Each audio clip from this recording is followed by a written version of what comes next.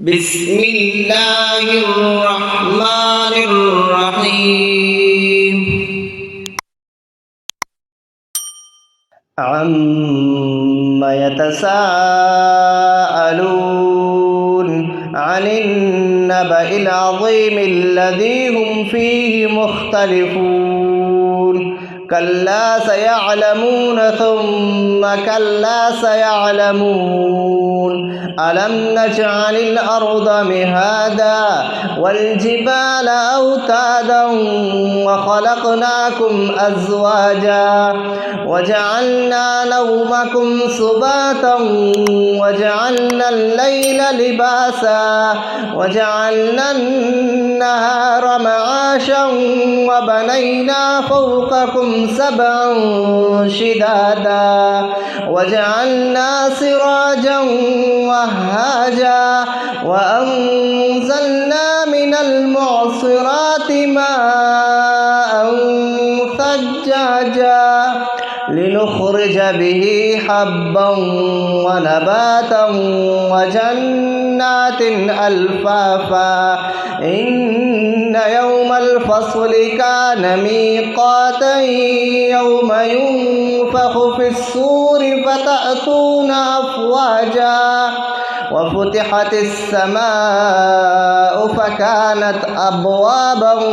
وسيرت الجبال فكانت سرابا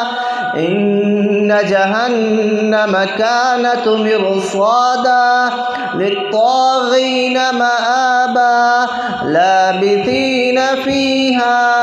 أحقابا لا يذوقون فيها بردا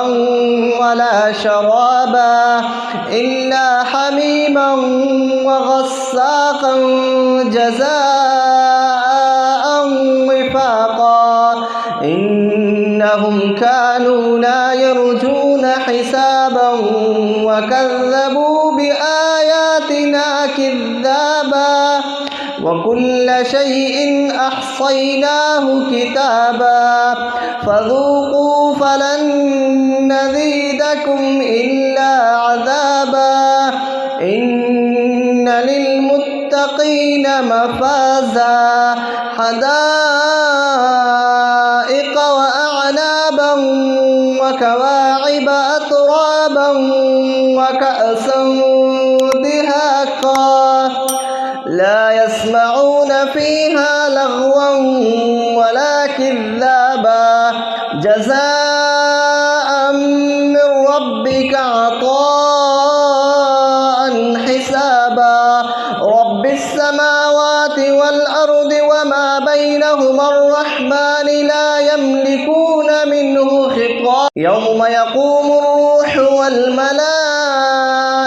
صفا لا يتكلمون إلا من أذن له الرحمن وقال صوابا ذلك اليوم الحق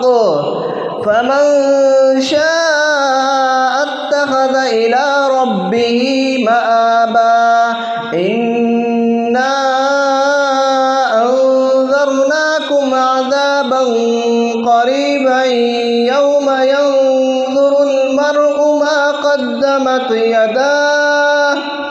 ما قدمت يداه ويقول الكافر يا ليتني كنت